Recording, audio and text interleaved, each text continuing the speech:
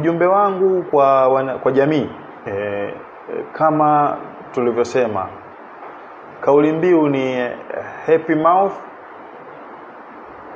happy mind, yani kinywa kikiwa na furaha na unakuwa na fikra tulivu na unakuwa na afya kamili ya mwili mzima.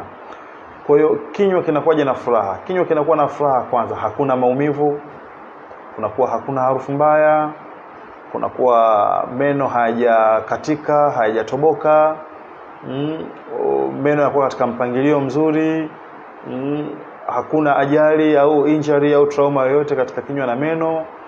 Na ujumbe wetu mkubwa katika kipindi hiki cha kuelekea kilele cha siku ya afya ya kinywa na meno, tunahimiza sana katika utoaji wa elimu ya afya ya kinywa na meno.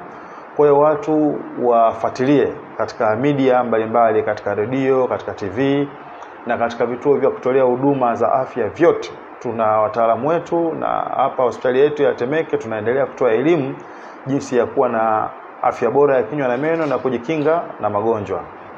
Kitu kingine, tunahimiza watu wasafishe meno yao, wasafishe meno vizuri kwa ufasaha kwa kutumia dawa yenye madini ya fluoride angalau mara 2 kwa siku.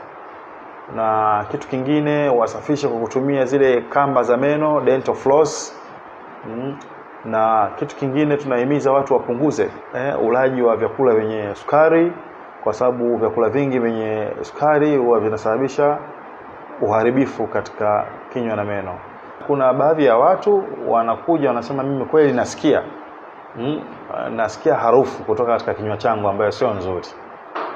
Ila asilimia kubwa ya watu ambao tunawapata wanakuja wanasema, nimeambiwa. Aidha anakuja mtu ameambiwa na mkewe, au mara nyingi tunapataga wanaume wanasema nimeambiwa na mke wangu, au labda tunapata katika hao rika balehe wanaosoma, labda wakati wanasoma wanafanya discussion, mtu anakuwa anaona kabisa wenzake wanakuwa wanamnyanyapaa. Sasa ndo anakuja anasema, bana, mimi mdomo wangu unatoa harufu mbaya kwa sababu naona wenzangu wakati nafanya nao discussion wanatoka zile alama labda za kufanya hivi au kubana pua au kugokea pembeni, vitu kama hivyo. Sasa kama tulivyoeleza, sababu kubwa za harufu mbaya mdomoni, asilimia zaidi ya 95 zinasababishwa na kinywa chenyewe.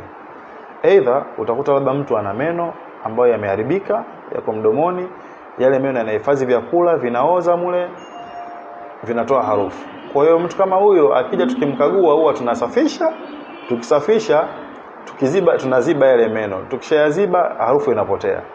Mwingine atakuja labda hajui kusafisha mdomo wake vizuri, labda ulimi, unamkagua unakuta ulimi una uchafu. Kwa hiyo tunamuelewesha jinsi ya kusafisha kinywa chote vizuri, kusafisha na ulimi, ile harufu inapotea. Mwingine anakuja labda kuna vitu kitaalamu vinaitwa calculus. Kwa Kiswahili vinaitwa kama ugaga wanaita. Kuna vitu vinakuwa vinagandia katika meno, vile vinakuwa na harufu mbaya sana. Kunakuwa na punje vigumu vinakaa katikati ya meno.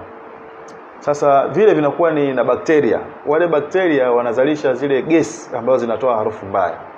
Kwa hiyo mtu kama huyo akija, tukimkagua tukikuta na magonjwa hayo ya fizi, tunasafisha meno yote. Ukishasafisha harufu inapotea. Kuna asilimia ndogo sana ya harufu mbaya kusababishwa na magonjwa ya tumbo. Kama sasa hivi mfano tu katika mfungo huu wa Kwaresma na mfungo wa mwezi mtukufu wa Ramadhani. Sasa utakuta mfano wale watu ambao wanakaa muda mrefu bila kula chakula, nayo ni sababu inakuwa inasababisha ile harufu ambayo sio nzuri. Kwa hiyo itakaa kwa kipindi hiki cha mfungo. Mfungo utakapoisha, watu watapokuwa wanakula routinely kama kawaida, ile harufu itakuwa inapotea. Kwa hizi ni baadhi tu ya sababu na jinsi ya kukinga hii harufu mbaya mdomoni.